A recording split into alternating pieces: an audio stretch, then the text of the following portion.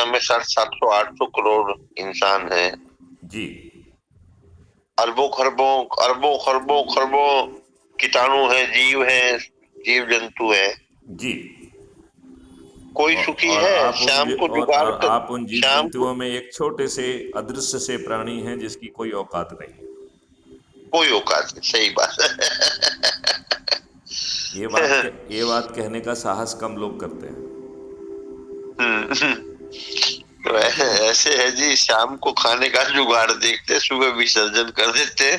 यही काम है सारा संसार का। कपड़े ना पहनो तभी भी कोई दिक्कत नहीं, पहन लो कोई दिक्कत नहीं। सोने के लिए चाहे फुटपाथ हो चाहे महल हो, बात एक ही है।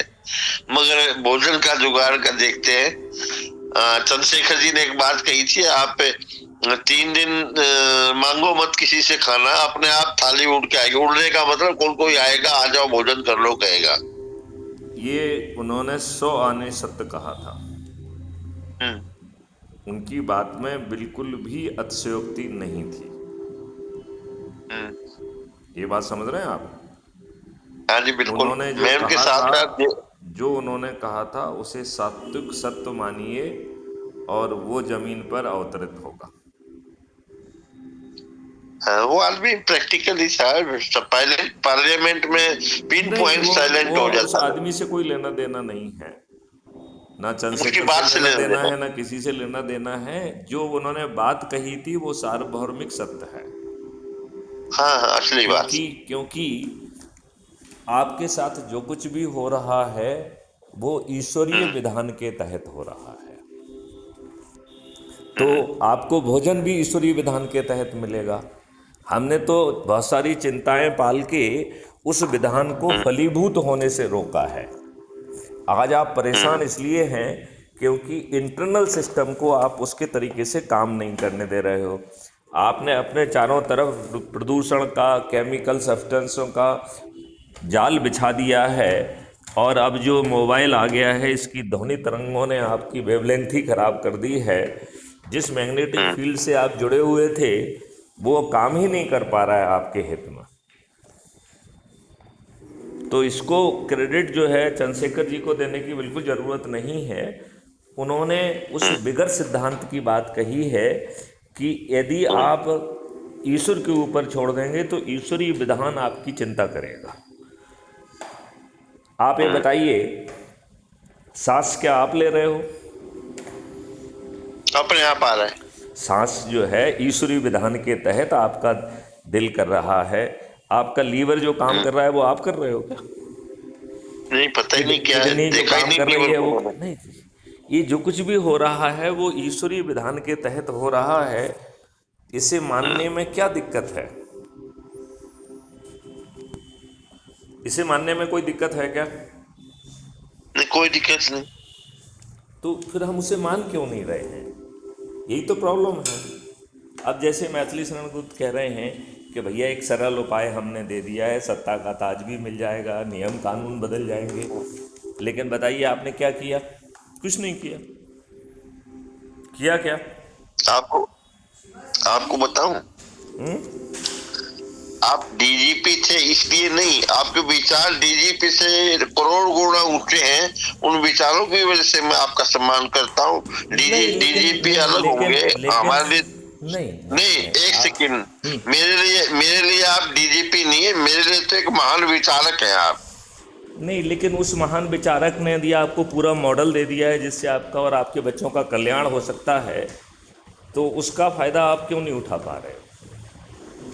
मैं तो आपके हित की बात कर रहा हूँ, मैं मैं अपने हित की बात थोड़ी कर मैं रहा हूँ। सौदागर मैं सौदागर नहीं हूँ कि जो फायदा उठाऊं। मैं सौदागर हूँ ही नहीं। मैं तो नहीं एक तो कीटाणु, इसका आपने मतलब बोला है ना कि आप कीटाणु की सौदागर तरह। से भी कम सोच के प्राणी हैं जो अपने हित को नहीं पहचान पा रहे हैं।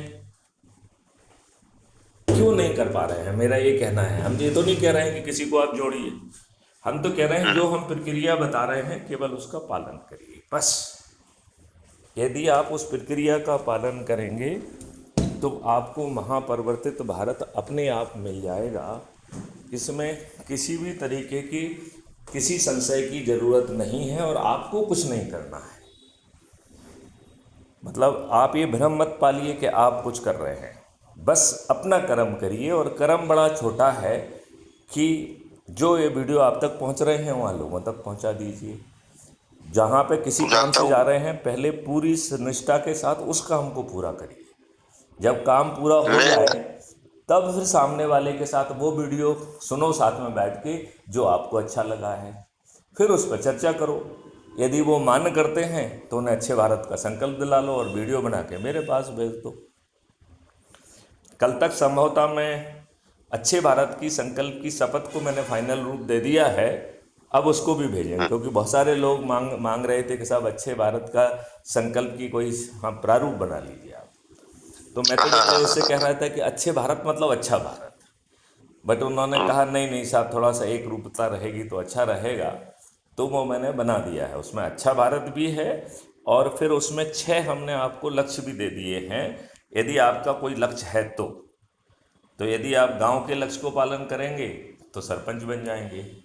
यदि शहरी क्षेत्र में मोहल्ले आपने के लक्ष्य का आपने पालन कब करेंगे भेजा तो है? कल हाँ?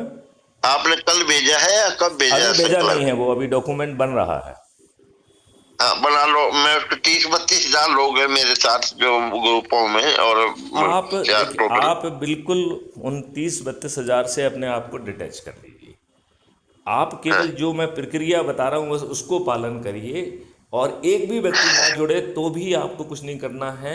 यही गीता का ज्ञान है। कर्म किए जा फल की चिंता मत कर रे इंसान।